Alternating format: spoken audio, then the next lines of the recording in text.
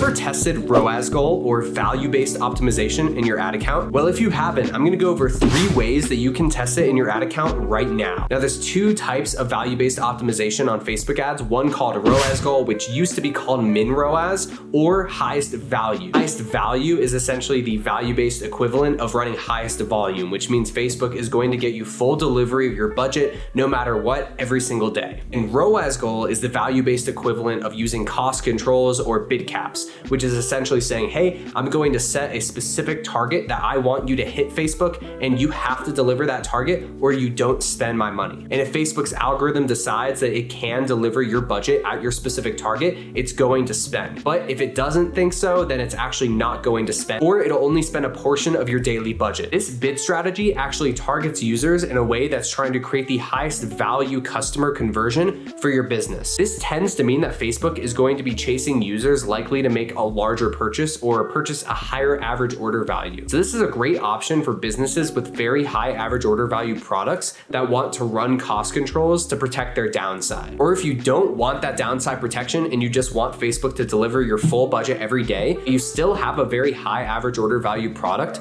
For example, if you're running a clothing brand and have SKUs that are $300 plus, I recommend trying out highest value. It's definitely something that I've seen work really well for several businesses, especially brands with a large amount of merchandise that vary in AOV drastically. I see this a lot with high-end shoe brands and fashion brands in general. Now I'm gonna jump into the 3 ways you can use ROAS goal today. The first way is to run ROAS goal on DPA or DABAs, but specifically for brands that have large catalogs with varying average order values. If you're running your product catalog on highest volume, Facebook is going to prioritize those lowest hanging fruit products. For example, if you have a range of like $30 products to $300 products within that same catalog, Facebook is likely going to sell that $30 product first when bidding on highest volume. This is simply because Facebook is just trying to get you what you're asking for, which is the highest volume of purchases possible at the cheapest cost. This is because Facebook is trying to get you the cheapest CPA or best efficiency possible, but it's not thinking about the average order value, the return on the investment that you're actually getting from that efficiency. And that's the main drawback of using highest volume or lowest cost on DABAs and DPAs. Now, a way around that I've done in the past is actually to make a ton of different product catalogs with different average order values within them. But the problem there is now you're stretching your budget across way too many dynamic ads. And by dynamic ads, I mean DABAs and DPAs. Effective solution to this is to set a ROAS goal that makes sense across all of your product catalog. This allows consolidation of the entire product catalog down into one campaign, promoting higher AOVs and a more consistent higher value return on your investment. And it eliminates your concern that your catalog's gonna push your lowest AOV product and not give you the return that you're looking for. Now, in a similar light, ROAS goal is very good for brands that have large product drops and collections of varying average order values.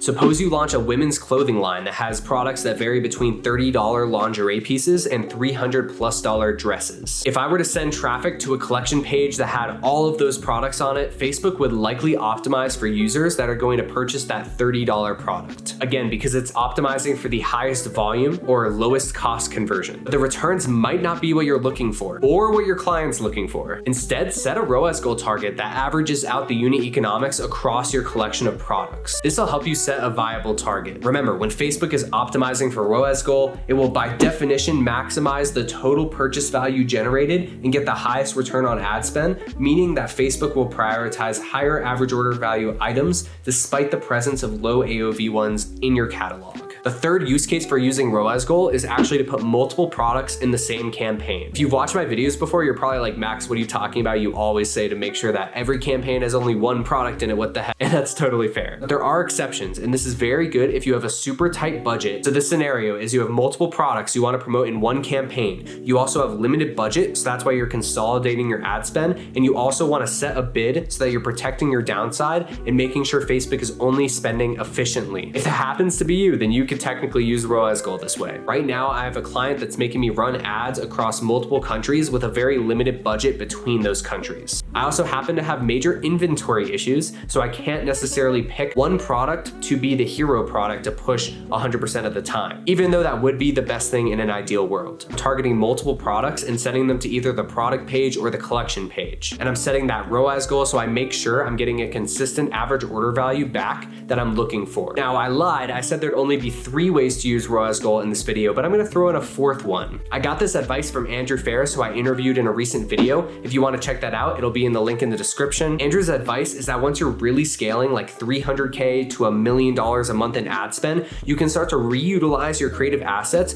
across different customer cohorts, which means technically acquiring customers with value-based optimization could result in a higher LTV from those specific customer cohorts. Now, this is all a hypothesis. I have no data to actually back this up, but it's a study that I've been really interested in running. However, I would need someone to give me a lot of money to run that test and a lot of time. Now, getting back to the original point, at a certain level of scale, this is a great way to expand out your creative testing. Don't recommend you do this at all unless you're spending like $300K to $1 million a month. And this is simply because you're gonna overcomplicate things. You wanna make sure that every dollar you're investing into your ad account is teaching you something about your customers and your business. This means really investing heavily into creative strategy, offer testing, and landing page testing for your website. However, at a certain level of scale, it may be worth it. Any given time, you can always test what bid strategy is going to be the most effective for your business. And I can only hope that you get to that level of scale, and then you can tell me how it goes. I'll leave it at that. I hope you enjoyed this video. Feel free to leave a comment if you have any questions. I'll be sure to answer, and I'll be making new videos every week, so consider subscribing. Thanks for watching, and I'll see you in the next video. Peace.